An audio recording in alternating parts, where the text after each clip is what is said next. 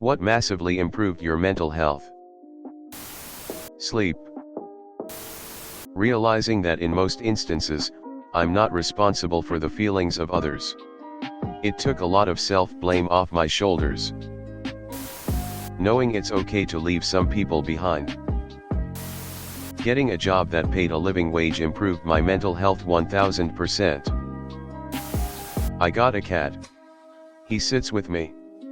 I'll rant and say all kinds of stuff to him and he just sits there like, go ahead and get that off your chest, man. Life gets lonely, especially if you don't have family, a partner, kids. It makes life a little easier. Cutting down on social media, going to the gym more consistently and trying to eat healthier. Silencing my activity on social media, and replacing my time spent on there by reading books instead. I've finished 6 books since the start of January. I feel so good about myself because of it. Quit teaching high school. Got divorced. So much less stress, I finally quit smoking. Moving to a place that wasn't winter 8 months of the year and I was close to the ocean. Haven't felt suicidal in over a year and a half, probably for the first time since I was 16. Realizing I was an extrovert with social anxiety rather than an introvert, and working to overcome that anxiety. Not drinking, going to therapy, lots of self-honesty. Nature.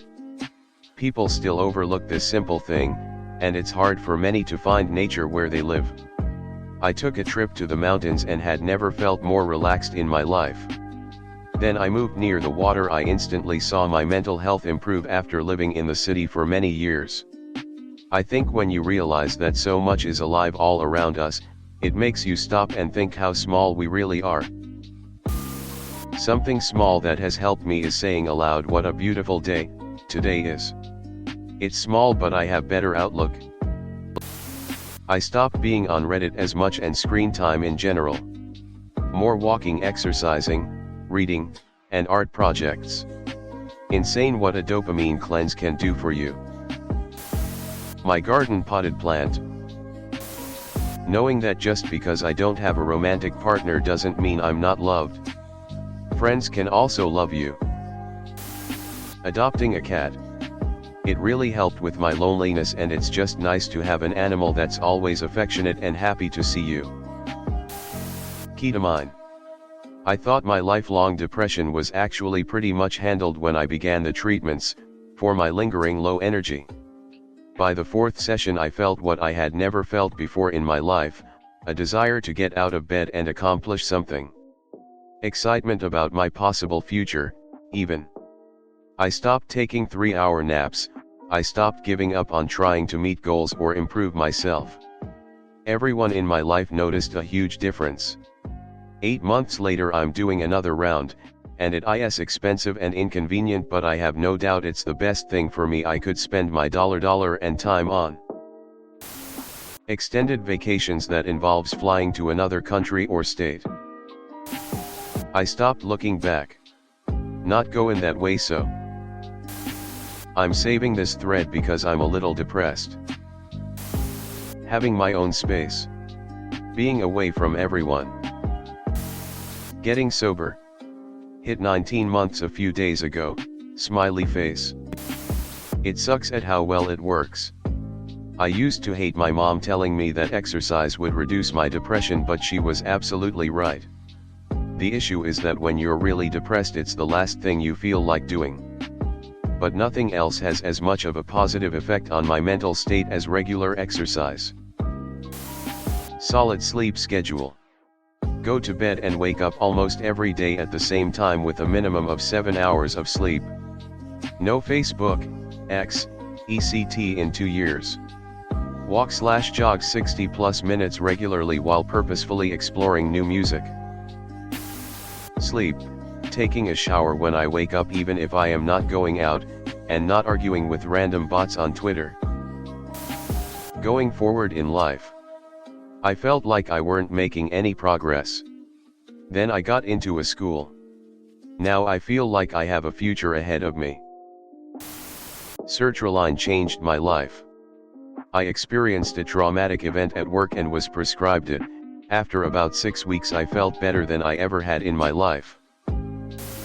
Eliminating the toxic people. Stopping hormonal birth control. Didn't realize how much it was messing with me. Sobriety/working out. Therapy. Shocking, I know. As I grew older, I decided to care less and less about more and more. YMMB. I'm not as successful with it with kids.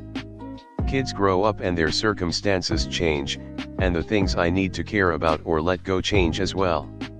On the flip side, I decided to care more about some things that have more impact on my life and mental well-being.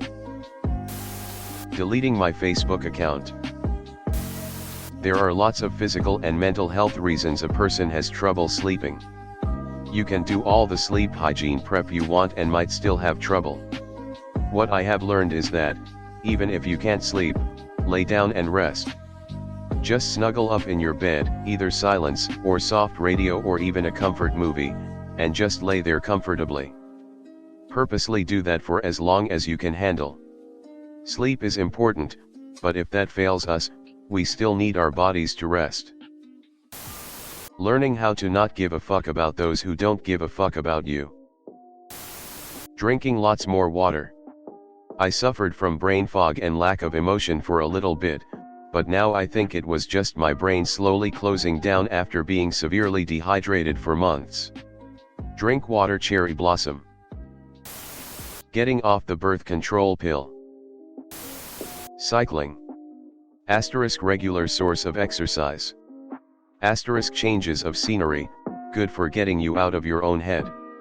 Asterisk sleep regulator, no insomnia after a hard ride. Asterisk social connections, it's a format for staying connected with people. Asterisk provides a framework for setting goals, fitness, experiences, events. After a near-suicide experience, I stopped fearing my future, and learned to embrace it. A diagnosis and medication for ADHD.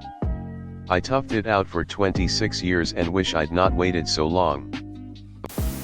Stop comparing my life to other people's, limit my use of social media, therapy and sertraline, getting 8 hours of sleep every night.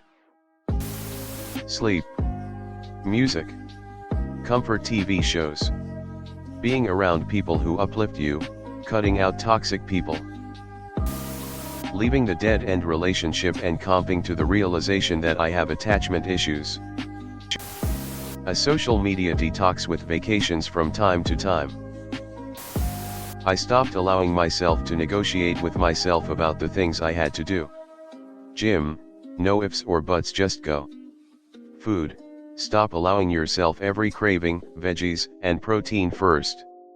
Doctors, stop waiting for things to get worse. Anxieties, don't dwell on it, do it faster and then it's over with, or decide and accept never to do it. I learned that pretty much everything I needed to do I physically could, and that my mind was the only barrier, so I stopped letting myself debate it. Meditation. And quitting alcohol. Also, cleaning up diet. I feel immediately, palpably, unmistakably worse now if I eat something greasy, bready, carby, processed, etc. Many people don't realize the difference cause they eat that way so often that they're tolerant to it, and don't realize how much better you're capable of feeling when your body is not chronically undergoing mild inflammatory responses and the like. 3 main things in order of most helpful to least helpful. 1. Sleep more and higher quality. 2. I left social media altogether, except Reddit, but this is an anonymous forum with a lot of useful information so I don't count it. 3. Got much more financially secure. Taking vitamin D and B supplements and getting enough sleep. Rely help reduce excessive thinking and fixating on negative things from my past. 8 weeks off work and some cognitive behavioral therapy. Really though, being away from work has been the best and I actually feel recharged. I go back to work tomorrow.